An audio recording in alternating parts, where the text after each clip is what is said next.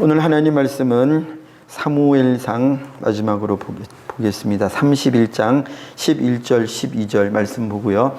그리고 사무엘상을 정리하는 의미에서 제가 중요하다고 여긴 말씀은 두 군데를 보고 사무엘상을 마무리하도록 하겠습니다.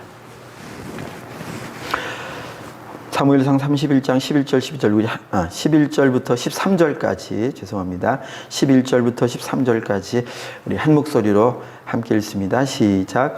길르앗 야베스 주민들이 블레셋 사람들이 사울에게 행한 일을 듣고 모든 장사들이 일어나 밤새도록 달려가서 사울의 시체와 그의 아들들의 시체를 벳산 성벽에서 내려가지고 야베스에 돌아가서 거기에 불사르고 그의 뼈를 가져다가 야베스의 셀나무 아래에 장사하고 7일 동안 금식하였더라. 아멘. 오늘 새벽에 말씀을 통해서 사울이 이제 결국 파란만장했던 자기의 인생, 참 좋은 의미였으면 좋았을 텐데요. 40세에 이스라엘의 왕으로 등극하고 세움받고 기름 부음 받고 하나님의 은사도 경험하고 성령 충만함도 입었었고, 성령 충만함으로 11장에서 그때 암몬 족속의 나하스가 이 길르앗 야베스 이 사람들을 위협했죠. 이 마을을, 이 성읍을 위협했죠. 그래서 그때 성령 충만으로 사울이 구원해 주었습니다. 이스라엘 백성들을 모두 모아서 성령 충만함을 힘입고 구원받았던 자들이 오늘 11절에 나오는 길르앗 야베스 주민들이에요. 의리 있지 않나요? 사울은 어쨌든 하나님의 말씀에 등장하는 그의 인생에 그 인생 즈음에서는 꽤나 사람들이 이렇게 눈여겨볼 만한 성품, 내적으로나 외적으로나 참 준비된 그런 사람으로 보였습니다. 그렇게 보이는데 누가 어떻게 알겠어요? 그러나 시일이 지나면서, 시간이 지나면서 결국 하나님을 사울이 먼저 버리고, 그래서 결국 주님이 사울을 버리시는, 그 후에는 이제 왕으로서 전쟁을 잘 수행하기도 하고 지기도 하고 이런저런 인생으로 하자면 우여곡절을 하고, 또 사위될 자가 하나님의 기름 부음 받은 자라고 하는 것을 알게 된 후에는 참 인간적으로 못할 노릇이지 않나. 인간적으로 보면 마음에 올라오는 번민, 탐욕 때문이죠. 저희야 꼭 정죄하는 입장에서 사울을 이렇게 무슨 벌레 보듯 하는 그런 마음으로 볼 수 있을지도 모르겠습니다만, 글쎄요, 이런 태도가 맞을까요? 사울이 주의 성령으로 충만함 받았을 때에, 주의 이름으로 전쟁에서 승리해 갈 때에 사무엘이 사울을 보며 그에게 기름 부을 때에 이스라엘에게 얼마나 기쁨이 있었습니까? 사울도 얼마나 소망이 있었을까요? 여러분들이 저희 자신을 볼 때 누가 나를 장담하겠습니까? 나는 사울보다 충분히 영적으로 훌륭하고, 심지어 다윗 그렇게 충분히 훌륭한 그런 사람이라고 어떻게 여러분들 자신에게 장담하고 자신하고 사람들 앞에서 나를 추켜 세울 수 있겠습니까? 못하지 않을까요? 그래서 인간적으로 보면 연민의 눈으로 볼 수도 있을 법한 참 어려운 삶, 심리적으로, 정신적으로 굉장히 사소고생하는 것이죠. 하나님의 말씀을 순종해 갔다면 안 했을, 경험하지 않아도 되었을 일들, 그런 괴로운 삶을 살았습니다. 물론 영적으로는 악에 속해 갔죠. 계속 시간이 갈수록 악에 속해 갔어요. 그래서 결국 오늘 새벽에 본 것처럼 길보아 전투에서 자기 사랑하는 아들, 사랑은 이 즈음에 남아 있었는지 모르겠습니다만 자기 아들들과 함께 비참한 최후를 맞이합니다. 그런 사울의 삶이 사무엘상 가운데 쭉 기록이 되었고요. 그리고 어느 시점부터 또 하나님 나라에 하나님이 기뻐하시는 한 사람이 등장해서 또 쭉 기록이 되어 옵니다. 오늘 말씀에는 다윗이 기록되진 않았습니다만 길르앗 야베스 이 주민들의 삶을 통해서 그리고 이제 저희가 사무엘상에 기록된 다른 말씀들을 또 보면서 우리가 하나님의 백성으로서 우리가 성경을 읽을 때 다윗을 읽을 때 나는 다윗, 우리가 골리앗을 읽을 때 나는 골리앗 아님, 우리가 사울을 읽을 때 나는 사울 아님, 우리가 바울의 삶을 읽을 때는 바로의 삶, 저 출애굽기에 나왔더니요, 너 모세 나 이렇게 하나님의 사람에게는 나를 대입하고 감정이입을 하고 자기를 투영시키고 보지만 잘하는 것입니다. 그러나 우리가 또 잊지 말고 해야 할 것은 이렇게 반면 교사로 삼아야 하는 인생도 잘 들여다봐야 돼요. 사울이 망했던 것은요, 주님이 사울 모르게 사울을 버리고 사울이 내 마음에 안 들게 하네 슬며시 사울을 버린 게 아닙니다. 사울이 자기를 몰랐어요. 내 마음이, 내 삶이 슬며시 하나님의 말씀을 슬며시 어느 틈엔가 버리는 삶이었다는 걸 몰랐어요. 그렇게 죽임을 당했는데요. 자, 오늘 나타난 길르앗 야베스 사람은요, 인간적으로 말하면 의리 있는 사람들이에요. 굉장히 오래전에 사울이 암몬 왕으로부터 자기 고을을, 자기 백성들을 건졌던 것을 기억하고 사울의 죽음 비참하게, 몸이 다 산산조각이 나고요. 갑옷, 우리의 영적 갑옷, 우리의 영적인 몸, 그렇게 되면 안 되겠죠. 사울은 그렇게 다 비참하게.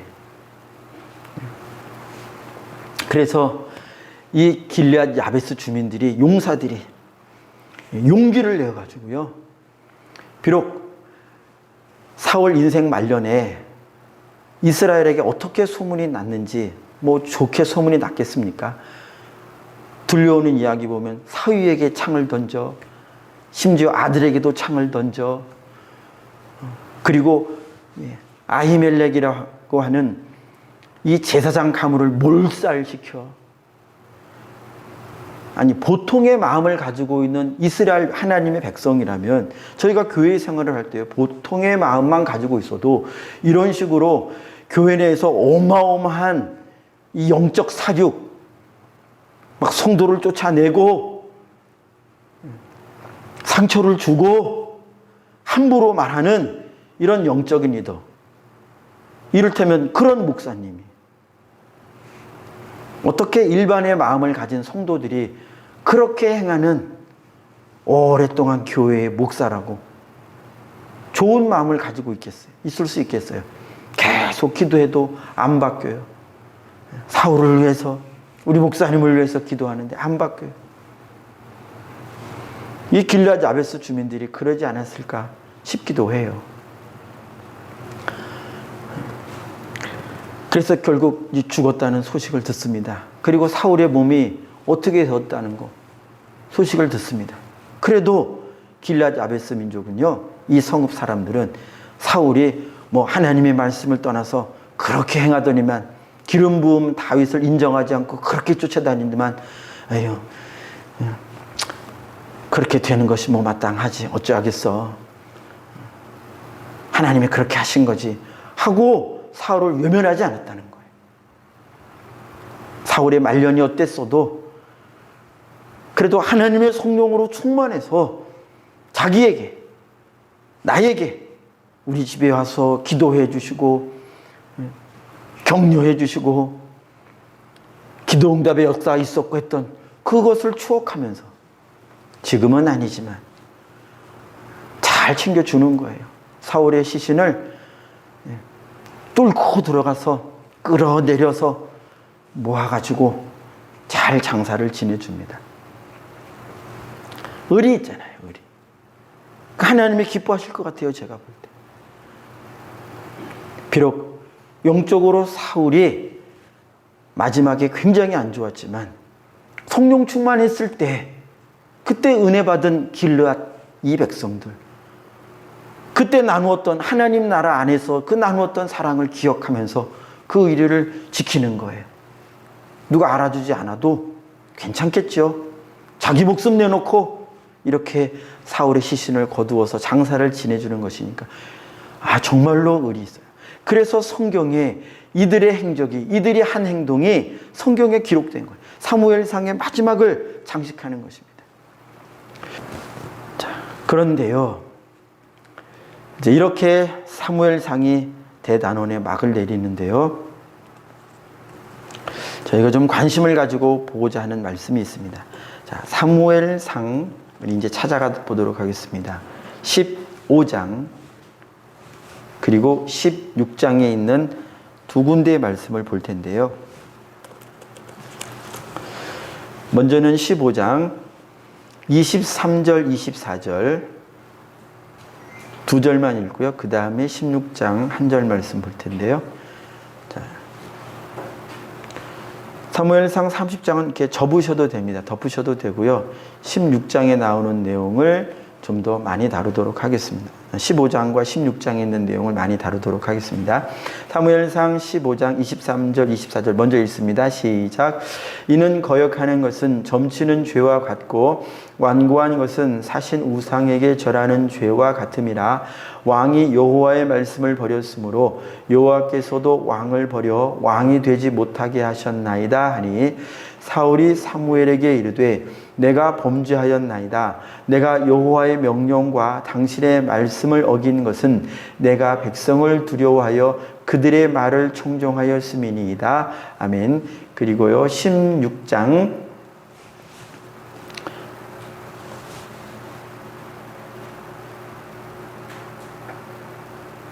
7절 한 절 말씀 우리 함께 읽습니다. 시작. 여호와께서 사무엘에게 이르시되 그의 용모와 키를 보지 말라. 내가 이미 그를 버렸노라. 내가 보는 것은 사람과 같이 아니하니 사람은 외모를 보거니와 나 여호와는 중심을 보느니라 하시더라. 아멘. 오늘도 여기 말씀을 중심으로 해서 말씀의 여러 군데를 찾아가면서 이 말씀을 보도록 하겠습니다. 사울이 결국 마지막에 그렇게 비참한 죽음을 새벽에 본 말씀처럼 비참한 죽음에 이른 이유, 요나단도 아비나답도 말기수아도 그렇게 죽은 것은 15장 24절 사울이 행했던 것, 내가 여호와의 명령, 그 여호와의 명령을 받아 사무엘 당신이 나에게 했던 그 말씀, 당신의 말씀을 어긴 것은, 그러니까 사무엘의 말씀이나 여호와의 명령이나 같죠. 하나님의 말씀을 어긴 이유는 내가 백성을 두려워하여 그들의 말을 청종하였음이니이다. 사울은 그 마음이요 항상 흔들렸어요.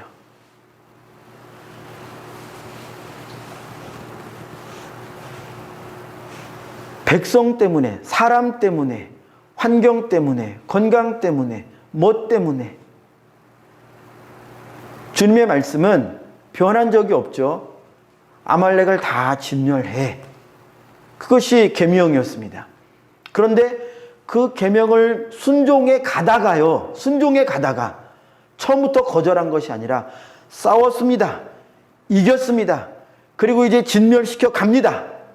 그런데 진멸시켜 가다가 좋은 걸 남기는 거예요. 악악을 남기는 거예요. 그리고 그 이유를 사울이 뭐라고 이유를 댔냐면 그러니까 사울 생각에, 사울 마음에 그렇다는 거 아니겠어요? 내가 백성이 두려워서요. 백성의 생각이, 백성의 의견이 그랬는데요. 그렇게 하자고 하는데 내가 안 들을 수가 없었어요. 나중에 또 변명하는데요. 자, 어쨌든 자기 마음이 하나님의 말씀 위에 굳건하게 서 있지 못해요.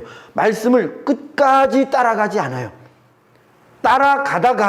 따라가다가 어떤 이유로 저 여러분들이 말씀을 따라가다가 그 말씀을 분명히 따라가다가 맡겨진 사명을 따라가다가 안 따라 처음부터 노 하면 모든 사람이 다 알겠죠. 아이고 저 사람은 하나님의 말씀을 그렇게 거절을 하네.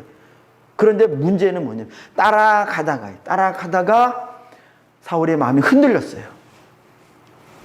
처음부터 흔들릴 준비를 했었는지는 저희가 알 길은 없습니다만 분명히 사울의 고백을 보면 내가 내 백성을 두려워해서요. 그들의 강력한 주장이라고 하는 그 내용을 듣고 두려움이 생겨서요. 결국 두려움 때문에 하나님의 말씀을 슬며시 버릴 수밖에 없었습니다. 하나님의 말씀을 버릴 수밖에 없었습니다. 하나님을 버릴 수밖에 없었습니다. 말씀을 버리는 것이 하나님을 버리는 것이죠. 23절 눈으로 다시 보아주세요. 사무엘이 이렇게 말합니다. 사울이요, 사울 당신이 한 것은요, 이 거역한 것은요, 점치는 죄와 같아요. 나중에 진짜로 점치죠. 완고한 것은요, 완고한 것. 사무엘이 볼 때 사울이 한 그 거역은 완고해서 마음이 굳어져가지고 목이 굳어져가지고 목이 뻣뻣해가지고 하나님 앞에 이렇게 수그리지 않았다는 것입니다. 사울은 하나님 앞에 완고하게 했다는 것입니다. 사울은 자기가 자기를 볼 때 따라가다가 남들도 볼 때요. 분명히 말씀을 따라가다가 순종하다가 아니 내가 언제 하나님의 말씀 앞에 하나님 앞에 고개를 뻣뻣이 세웠습니까? 저는 수그리고 아멘하고 따라갔습니다. 아멘하고 따라가는데 가다가 그냥 끝에서 조금 그렇게 됐을 뿐인데요. 그런데 사무엘은 뭐라고요? 당신은 완고하다는 거예요. 완고하다는 거. 그게 완고하다는 거예요. 내가 하나님 앞에서 내 의견을 끝까지 내려놓지 못하고 딱 붙잡는 어느 순간 그것이 두려움이 되었든 그것이 다른 사람의 의견이었든 남편의 의견이었든 아내의 의견이었든 자녀의 의견이었든 일가 친척의 의견이었든 누구의 권면이었든 유명한 사람의 교훈이었든 뭐든지 간에 하나님의 말씀을 따라가다가 그 말에 딱 걸려가지고 이거는 내가 들어야 하지 않을까 하면서 그 말로 슬며시 빠져나간 그것을 하나님이 보실 때는 목이 곧다는 거예요. 완고하다는 거예요. 딱딱하다는 거예요. 마음이. 마태복음 13장에 있는 말씀으로 하자면 아마 가시밭쯤 되지 않겠습니까? 열매는 못 맺었죠. 자라가다가 막히는 거예요. 근데 열매는 없어요. 자라기는 했는데 열매가 없어요. 이 완고한 것은 사울이여 들으세요. 사신 우상에게 절하는 죄와 같음입니다. 하나님을 섬기다가 슬쩍 하나님께 절하는 것을 잊어버린 정도가 아니라 다른 우상에게 가가지고 나의 하나님이시여라고 그 우상에게 가서 절하는 거랑 똑같이 한 것입니다. 사울이요. 아니 사울의 생각과 사무엘의 평가가 다르죠. 하나님의 평가가 다르죠. 그러면 저 여러분들은 어느 평가를 선택해야 합니까? 따라야 합니까? 저희에게 받아들여야 합니까? 사울의 삶, 사울의 평가, 사울의 생각이요? 이만큼 했는데 끝에 가서 그것 때문에 그거 못한 거예요. 그러니까 이만큼은 했으니까 괜찮지 않나요? 이거 인간의 생각, 사람의 생각이에요. 하나님의 생각을 봐야 돼요. 영적인 세계를 봐야 돼요. 가다가 멈춘 이유는 멈추게 한 자. 마태복음 13장에서 저희가 계속 보죠. 반드시 멈추게 하는 자. 말씀을 뺏어가는 자. 마태복음 13장 19절에서 하나님의 말씀은 마음에 떨어진다고 그랬어요. 마음에 뿌려진다고 했어요. 그러면 첫 밭, 두 번째 밭, 세 번째 밭, 네 번째 밭 중에서 이 하나, 둘, 세 번째 가시밭까지 전부 악한 자가 역사하는 거예요.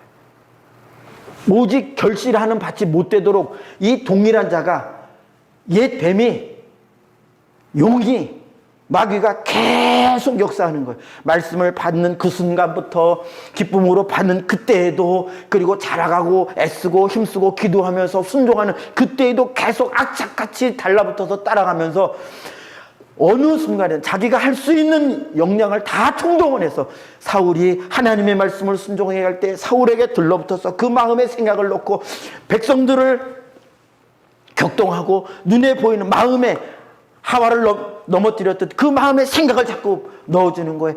양을 죽이려고 했더니, 그 재물을 없애려고 했더니 좋아 보이네. 저거 그냥 하나님께 예물로 드리는 것이 낫지 않을까? 그런 생각을, 낫지 않을까? 그렇게 하는 것이 낫지 않을까? 그렇게 하는 것이 하나님의 말씀을 따라가는 것보다 더 하나님을 영원롭게 드리는 것이 아닐까? 분명히 명시적으로 하나님이 말씀하셨죠. 해석의 여지가 있는 게 아니잖아요. 해석의 여지가 있어서 이런 해석이 되어서 의견이 달라지는 건 마지막 날에 볼 일이겠죠. 그러나 분명히 명시적으로 해석의 여지가 전혀 없는, 다 멸절해라 하는데 끝에서 달라졌어요. 왜요? 그걸 막아서는 저 여러분들이요. 그래서 저 여러분들이 하나님의 말씀을 설교를 통해서 들을 때이든, 말씀을 읽으면서 내 마음에 말씀이 와 부딪힐 때이든, 어느 때든지 이 말씀이 딱 우리 마음에 뿌려지는 그 순간, 그때로부터, 아니요, 그 전부터, 그리고 언제까지? 저희가 이 육신을 벗는 날까지 저 여러분들의 마음 안에서 하나님의 말씀이 자라가고 있다, 삶이 변하고 있다, 성품이 그리스도의 성품은요 절대 포기하지 않습니다. 예, 자기 안에 들어와 있는 건 다 이렇게 하나님 안, 그리스도께 빼앗긴 자도요, 그리스도께 빼앗긴 자도요 유혹하는 거예요. 반드시 유혹하죠. 마태복음 4장에 시험하는 자가 누구에게 왔습니까? 그리스도께 왔잖아요. 하늘과 땅의 모든 권세를 가진 그분께 시험하는 자가 와서 그분을 시험하는데, 육체를 입었다고 시험하는데, 저 여러분들이요 절대 은혜 받았다고 의기양양하면 안 돼요. 그저 감사해야 돼요. 단 하나라도 내가 뭘 해서, 내가 이렇게 나를 통해서 큰 일이, 큰 역사가, 절대 그 일 가지고 순간이라도 의기양양하고요, 목이, 내 턱이 들리고 어깨가 으쓱해지고 내 마음의 어깨가 으쓱해지고, 이야 잘했네 하지 말자는 거예요. 그 마음이요 주님이 주시는 마음 아니에요. 그 마음 조심해야 합니다. 주의 이름을 따라 승리했는데요, 주의 이름을 따라 노량물이 많은데요, 이제 계속해서 주의 이름을 따라 그것을 버려야 하는데, 그 재물과 그 좋은 것들을 이제 버려야 하는데, 사울 안 버려요. 그래서 재물과 하나님은 겸하여 섬길 수 없는 것입니다. 눈에 좋게 보이기 시작하는 그 순간 어떻게 버리겠어요? 하나님만 좋아야 되는데, 하나님만 가장 보배로워야 되는데, 그 외에 다른 것이 좋게 보이는 순간 반드시 악한 자는 그걸 가지고 이제 시험할 것이라 이것입니다. 저에게 제가 얼마나 많이 넘어졌겠습니까? 그리고 얼마나 앞으로도 넘어지겠습니까? 여러분들은 또 장담할 수 있을까요? 아무도 장담할 수 없다는 것입니다. 그래서요, 끝에 가서 불순종하는 그것도요, 처음부터 불순종하는 그것도요, 그냥 말씀이 떨어지자마자 악한 자가 가져가는 그 밭이나, 말씀이 이렇게 뿌리 내려서 자라가다가 못 자란 그 밭이나, 성경에는 거역하는 것이고 완고한 것이라는 거예요. 그 지경에 딱 멈춰 섰을 때는 그것은 점치는 죄, 그것은 우상에게 앞에 가서 넙죽 절하는 죄, 나 외에 다른 신을 섬기지 말라, 제1계명, 제2계명, 3계명까지 하나님의 이름을 망령되이 일컫는 그 모든 것까지 3번에 싹 다 범하는 죄 아닌가요? 불순종이 이렇게 무서운 죄입니다. 불순종. 그러니까 저희는 자꾸 이거를 차등을 주려고 해요. 이만큼 순종하다가 한 건데요. 아니요. 불순종하게 한 자에게 걸렸음을 내가 깨닫고 주님 말씀처럼 애통하면서 울기까지. 아까 저희가 찬송했잖아요. 주 성령이여 애통하고 회개한 마음. 그거 주 성령께만 있으니 그 마음 내게 주소서. 옛날 찬송가에는 애통하고 회개할 마음 달라고 그렇게 가사가 있었는데 바뀌었어요. 왜 바뀌었을까요? 잘 바꾼 겁니다. 애통하는 그 마음이요. 회개하는 그 마음은요. 인간에게서 생성될 수 있는 마음이 아니에요.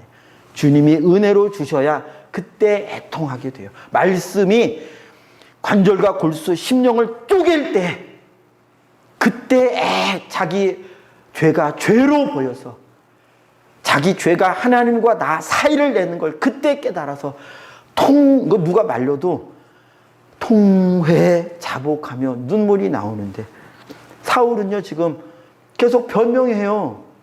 말씀이 사울의 심령을 쪼개 들어가지 못해요. 무슨 말씀인가요? 거절하고 있다는 거예요. 사울이여, 당신은 지금 우상 숭배한 자와 똑같은 죄를 범했는데 당신 자신을 좀 보셔야지요. 내가 하려고 한 건데 백성이 하자고 해서 그거 무서워서 내가 한 건 좀 이해해 주시면 안 될까요? 그러니까 말씀을 안 받아들이는 거예요. 당신이 한 건 심각한 죄입니다. 아니 그거 겉에 좀 그거. 자, 이게요 왜 심각한 죄냐면요. 자, 우리가 이제 16장으로 넘어옵니다. 사울이요 이 순간 15장에 저희가 본 이 말씀 이 순간에 하나님이 보셔요. 사울은 사무엘과 이제 말을 이렇게 막 나눠가면서 씨름할 수도 있어요. 저희도 누구에겐가 권면할 때, 전도할 때, 교회 갑시다. 예수 믿으세요. 그건 죄입니다. 그렇게만 안 됩니다. 말할 때 이렇게 사무엘과 사울처럼 씨름할 수 있어요. 옳으네, 그르네, 이렇게 합니다. 저렇게 합니다.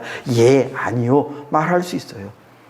사무엘이 사울을 보듯 우리도 이렇게 생각하고 저렇게 생각하고 판단할 수도 있겠죠. 그러나 이 모든 일 가운데 하나님만 사울의 중심 깊은 곳을 보시는 거예요. 자, 7절 보시면요. 이거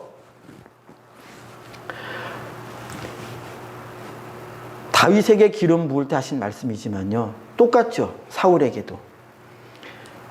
16장 7절 보시면 하나님은 사람의 외모를 보지 않고 사무엘아 너조차도 엘리압의 외모를 보았지. 그런데 나는 모든 사람의 가장 깊은 속을 봐. 그거를 따라 내가 택하고 내가 행하고 내가 심판하고 그래. 사무엘아. 그런 말씀인 거예요. 그러니까 저희가 15장에 본 것처럼 하나님께서 지금 사무엘과 사울이 옥신각신 말씀 가지고 그럴 때 하나님은 사울의 깊이 숨어있는 그 마음 중심에 뭐가 있는지 보시는 거예요. 그게 뭐였을까요? 하나님이 버릴 수밖에 없는. 나중에 다윗도 잘못하죠. 오늘 사무엘상에 나오는 사무엘상에서 저희가 보았던 블레셋 땅으로 두 번째 냉큼 그거 말고도요. 이제 다음에 또 큰 죄를 범하기도 하죠. 그래요. 그러나 하나님은 다윗을 버리지 않으세요. 왜 그럴까요? 바로 16장 7절에 저는 그 해답이 있다고 믿는 것입니다. 하나님은 중심을 보시는 거예요. 중심. 사울도 그렇게 행하고 다윗도 그렇지 않았습니까? 목사님, 이 사람은 더 이렇게 더 큰 죄를 범한 거야. 살인. 이 사람은 무슨 살인을 했습니까? 무슨 사기를 쳤습니까? 세상에서 무슨 죄를 범해가지고 감옥을 다녀온 적이 있습니까? 이 정도 그냥 살면서 그렇게 거짓말하고 그렇게 하는 건 그냥 누구나 다 그렇게 하는 거 아니에요. 이 사람이 더 훨씬 낫죠. 그러나 하나님은 중심을 보세요. 그 중심 가운데에 다윗은요, 블레셋 땅으로 가는 자기 생각을 따라갔어도요. 하나님이 중심을 하시는 하나님이 다윗을 볼 때 다윗 중심 안에는요. 하나님을 향한 생각이 살아 있었다고 저는 생각합니다. 그래서 똑같이 하나님 앞에 범죄하지만 똑같이 자기 생각대로 자기 생각을 결국 그렇게 행해가는 사울과 다윗이었지만 똑같이 하나님 앞에 아이고 하나님 어떻게 합니까? 도와주세요. 사무엘도 블레셋이 쳐들어왔을 때 그렇게 기도했고요. 다윗도 자기를 따르는 사람들이 돌로 자기를 쳐 죽이려고 할 때 그렇게 하나님 앞에 기도했는데 그들에게 대한 하나님의 태도가 달랐어요. 왜 그랬을까요? 저는 고민을 하는 거예요. 왜 다르게 행하셨을까? 16장 7절처럼 중심이 다른 거예요. 사무엘의 중심과 다윗의 중심이 달라요. 사무엘은 하나님이 사람들이 보니까 기도하는 거예요. 배운 것이 있어서 기도라는 걸 하는 거예요. 기도라는 걸. 하나님 도와주세요. 옛날에 나 도와주신 하나님 도와주세요. 그런데 그 마음이요. 하나님이 안 도와주셔요. 응답을 안 하시네. 그러니까 그 마음이요. 그럼 말아요. 섭섭하네. 내가 그래도 그동안 안 하던 기도 했는데, 내가 안 하던 봉사 했는데, 나를 더 알아줄 일이지. 나를 더 지켜 세워주고, 인정해주고, 그래도 내가 할까 말까 할 판인데, 하나님이 응답을 안 해주셔? 교회에서 날 인정을 안 해줘? 그럼 말어. 나 교회 없어도, 주님 없어도 얼마든지 잘 사는. 제가 여러 번 말씀드렸죠. 그런 거예요. 그러니까, 자기의 이익을 위하여 당장에 채워줄 영원한 말씀이신 영생의 말씀을 향하여 직자사자 매달리지를 않아요. 그러질 않아요. 그러니까 있어도 되고 없어도 되는 거예요, 하나님. 그러니까 신접한 여인을 찾아내가지고 여호와의 이름으로 맹세해가면서 감히 그렇게 되잖아요. 그러나 다윗은 주님을 힘입는다고 했어요. 왜 그랬을까요? 다윗은 진심으로 하나님을 의지합니다. 진심으로. 다른 것이 아니라 최후의 자기의 반석으로서, 최후의 자기의 도우시는 분으로서 하나님 앞에 자기의 진심으로 기도한 거예요. 그러니까 중심을 하시는 하나님이, 중심을 보시는 하나님이 사울의 기도는 물리치시고, 그래서 오늘 새벽에 다루었죠. 이사야서 59장 1절 2절 말씀에 우리의 기도가 하나님께 응답되지 않는 이유는 2절에 오직 너희 죄가 너희와 너희 하나님 사이를 낸다. 이 죄의 회개가 없는, 하나님을 하나님으로서 우러르지 않고 전적으로 그분만 찾지 않는, 내가 하나님을 갈망하는 그 마음이 아니라 주시려면 주시고 말려면 마시고 적당히 노력해서 아니면 말아요. 이 마음인 걸 주님이 아시니까 사울에게는 대답을 안 하시는 거예요. 내가 대답 안 해도 너는 신접한 여인, 악한 영에게 쫓아갈 걸 내가 아니까. 주님의 응답을 안 하시는 거예요. 그래서 이런 자, 말씀을 버리는 자, 여러 핑계를 대면서 순종해 가다가 결국 그 핑계 때문에 말씀을 거절한 자를 다시 15장으로 가면요. 왕이 여호와의 말씀을 버렸으므로 여호와께서도 왕을 버렸습니다.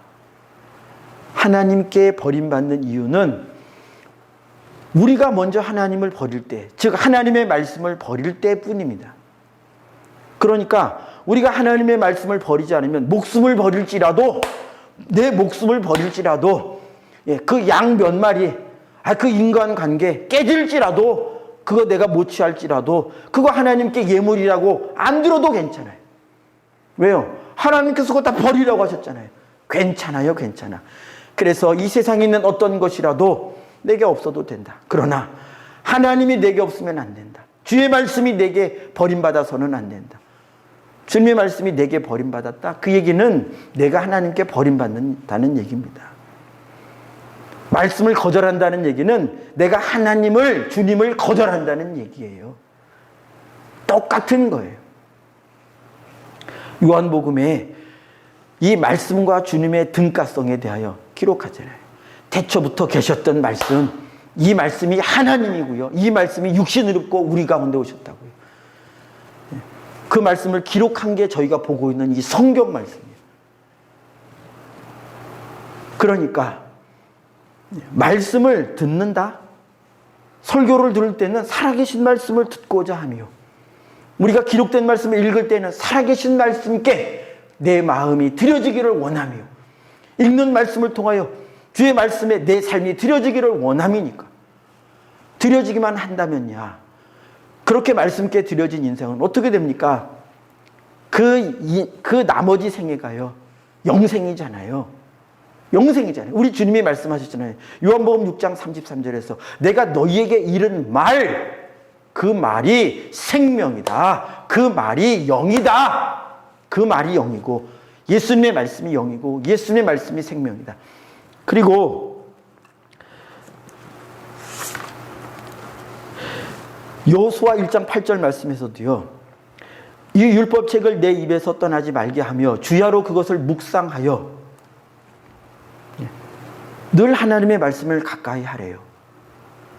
이유는 그리하면, 내가 기록된 대로 다 지켜 행하면, 그리하면 내 길이 평탄할 거야. 너가 형통할 거야. 길이 평탄하고 너가 형통할 거야. 이건 육신적인 평탄함, 육신적인 평안입니까? 그것이 있을 수도 있어요. 그러나 영원에 있어서 그렇다는 거예요. 육신적으로는요, 오늘 새벽에도 말씀드렸습니다. 바울이나 실라처럼 육신적으로는 자유를 빼앗기고 붙잡힌 바 되고, 히브리서에 나오죠. 광야로 쫓겨나고 재산 다 몰수당하고 톱에 켜이게 되고 참수형을 당하고. 아니, 그게 무슨 육신적으로 형통한 것입니까? 예수 믿는 것은요, 육신적인 형통함을 주님이 보장하신 것이 아닙니다. 영원해요. 영원해. 영생에 하나님의 영원한 나라에서, 그 나라에서 하나님이 이 땅에서부터 주님이 함께하여 주시는, 내가 사망의 음침한 골짜기를 다녀도, 거기에 가도, 조롱을 당해도, 멸시를 당해도, 예수님처럼 일가 친인척, 부모 형제까지도 저 미친 거 아니야? 그런 소리를 들을 때도 있죠. 그래도 내 마음 안에 계신 주님 때문에, 내 마음 안에 주님이 무엇으로 와 계십니까? 말씀으로 오셔요. 그냥 우리 느낌으로 오시는 게 아닙니다. 말씀으로 오셔요. 말씀으로 오신 것을 확증해 주시기 위해서 느낌, 어떤 현상들을 보여주시기도 하는 것이죠. 중요한 건 말씀이에요. 말씀을 버리면 하나님을 버리는 것이고요. 말씀을 붙잡으면 하나님을 붙잡은 거예요. 말씀을 지켜가는 것이면 내가 그 가운데 기록된 대로 다 지켜 행하라. 그래서 말씀을 따라 죽자 사자 하다가 넘어져서 또 불순종하면, 주님 잘못했습니다. 제가 이렇게 연약합니다. 도와주세요. 그리고 또 다시 말씀. 이 영적인 싸움을 계속해가는 사람에게는 주님의 말씀이 있는 거잖아요. 내가 말씀을 포기하지 않기 때문에 계속 그 어려움을 겪는 거잖아요. 말씀을 포기하지 않았다는 그 얘기는 주님이 내 안에 계시다는 것입니다. 내가 말씀을 포기하지 않았다는 얘기는 주님이 날 포기하지 않았다는 확실한 증거예요. 확실한 증거. 이거보다 확실한 증거는 없습니다. 왜요? 내가 말씀을 안 버렸는데요. 그러니까 말씀이 나를 안 버린 것이죠. 만약에 말씀이, 주님의 말씀이, 주님이 저를 버리셨다면 저희에게는, 저희 안에는요, 말씀을 따라가고자 하는 마음이 아예 없습니다. 그런 생각이 안 올라와요. 내가 기도해야겠다. 내가 원수를 사랑해야겠다. 내가 주님을 사랑해야겠다. 야, 내가 한번 그걸 위해서 작정기도라도 해봐야겠다. 금식이라도 해봐야겠다. 내가 주님 말씀대로 왜 이렇게 못 사냐. 이 생각이요, 주님의 말씀이 내 안에 살아계시다는, 성령이 내 안에 와서 감화 감동하신다는 확실한 증거입니다. 그런데 말씀이 살아있지 못하면요, 말씀대로 살아야겠다는 생각을 안 해요. 그 생각이 올라오지를 않습니다. 아예. 잔잔하죠. 말씀대로 못 살아도 그게 내 마음에 찔림이 안 돼요. 부딪힘이 안 돼요. 아이고, 내가 왜 말을 그렇게 함부로 했을까? 내가 왜 그때 못 참았을까? 이 부딪힘이 없다. 부딪힘이 없으니 회개를 합니까? 어떻게 부딪힘이 없는데 회개를 할 수 있습니까? 주님, 잘못했습니다. 주님, 제가 이렇게 약합니다. 도와주세요. 도와주세요. 어떻게 그분을 내 도움으로 삼을 수가 있습니까? 도움으로 삼을 생각을 못해요. 그저 도깨비 방망이처럼 재산을 주세요. 내 앞길을 형통하게 해주세요. 그저 육신에게 잘 되는 일, 그 일에만 하나님께 기도한답시고 나와서 그거 달라고 그거 달라고 그거 달라고 하지.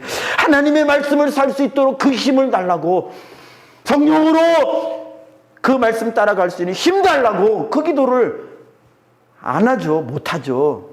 그건 그냥 불가능하죠. 강단에서 억지로 시켜도 해봐야 마음의 공명이 일어납니까? 말씀을 따라간다는 건 도무지 공명이 안 되죠, 내 마음에. 저 여러분들이 잘 봐야 됩니다. 그래서 나 자신을 잘 봐야 돼요.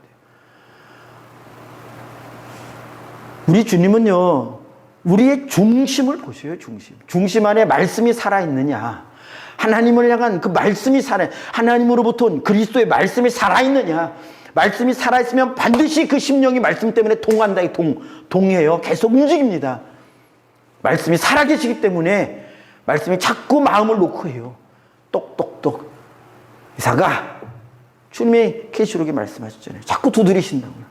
살아계신 말씀이 우리 안에 있을 때는요, 반드시 자꾸 울림이 있어요. 똑똑똑. 이렇게 하자. 그렇게 하면 안 된다. 그래서 복받은 사람, 시편 1편 1절부터 2절에 그렇게 기록합니다. 복 있는 사람은 오직 여호와의 율법을 즐거워하여. 그분의 말씀이 즐거운 거예요. 묵상하는 게 즐겁고, 그 말씀을 깨달을 때 즐겁고, 자기 살아가고 있는 모습을 보면서 하나님께서 이렇게 은혜를 주셨구나. 자기의 변화되는 모습을 보면서 하나님께 영광을 올려드리고 나에게 생명을 주시는구나. 그리고 더 많은 부족함을 보면서 주님만 나의 의지로 삼을 수밖에 없지요.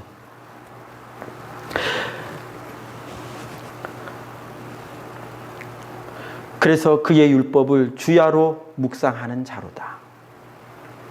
복 있는 사람은요, 저 여러분들이 복 있는 사람이라면요, 그러니까 반드시 주님의 말씀을 읽고 묵상하고 그 말씀을 붙들고 기도하는 일이 자연스럽죠. 자연스러워야 합니다. 그것이 없다면 회개해야 합니다. 언제까지 회개해야 되느냐? 아까 찬송 드렸죠.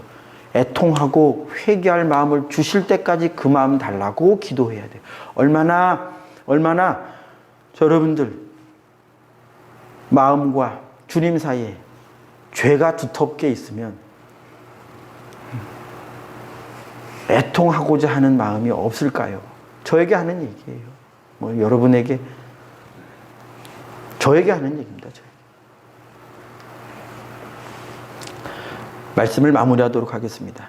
그래서 이것이 사무엘상에서 굉장히 중요한 말씀이라고 저는 생각을 합니다. 하나님은 중심을 보신다. 우리는 사울의 겉모양, 다윗의 겉모양, 이 성도 저 성도의 겉모양, 이 사람 저 사람, 우리가 죄인이라고 말하는 이 사람의 겉모양, 우리가 저 정도면 굉장히 도덕적인 사람이지 라고 말하는 그 사람의 겉모양을 보고 그렇게 판단하지만 하나님은 속 깊은 데를 다 보시는 분이시다 하는 것을 저희가 깨닫고요. 누구를 판단할 것도 아니고 항상 내 속마음 깊은 곳까지 우리가 말씀을 통해서 나를 살펴서, 그래서 말씀을 거역하는 것이 내 안에 있느냐, 하나님의 말씀에 돌아서 있는 것이 내 안에 있느냐, 내 성품 안에 있느냐, 내 습관 안에 있느냐, 내 언행심사 어느 틈에 어느 구석에 숨어 있느냐, 그걸 찾아내서요, 말씀만이 하실 수 있습니다. 말씀만이 하실 수 있습니다. 찾아내서 계속 변화해 가면, 계속 주님의 은혜를 힘입으면 안전합니다. 방향이 주님을 향하여 있는 자는요, 넘어져도 괜찮습니다. 방향이 바뀌었을 때가 문제죠. 아무쪼록 주님의 말씀을 항상 마음에 꼭 붙잡고 저희의 삶에, 저희의 마음에 꼭 붙잡고 잃어버리지 않고 결실하는, 반드시 결실해 가는, 더 결실해 가는 여러분들이 되기를 축복합니다.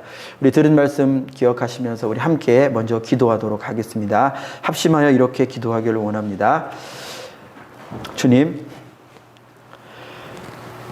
우리가 주님 앞에 마음의 할례를 받아 곧 말씀으로 성령으로 마음의 할례를 받아 이면적인 유대인이 되었으면 감사합니다. 그렇다면 주님의 말씀에 계속 인도함을 받아 이 성경 66권을 통하여 나에게 하시는 바로 그 말씀, 다른 사람이 아니라 다른 집사님, 다른 성도님에게 하는 말씀이 아니라 바로 나에게 하시는 말씀으로서 내가 매일 주의 말씀을 읽을 때 말씀에 한 절 한 절 부딪혀 가면서 내 마음에 있는 그것이 드러나면서 주의 능력으로 계속 고침받는 주님 닮아가는 이 일이 나의 남은 평생 가운데 계속 있기를 원합니다. 주님, 말씀을 버리는 일 없이 부딪혀 오신 그 말씀, 내게 오신 그 말씀 꼭 붙잡고 반드시 말씀에 온전히 소유되는, 말씀이 저를 소유하시는, 말씀 따라 내 언행심사, 나의 모든 인격이, 전 인격이 변화해가는 주님 닮아가는 죄 백성 되게 하옵소서. 오직 말씀 붙들고 말씀 따라가게 하옵소서. 우리 주여 한번 외치고 기도하겠습니다. 주여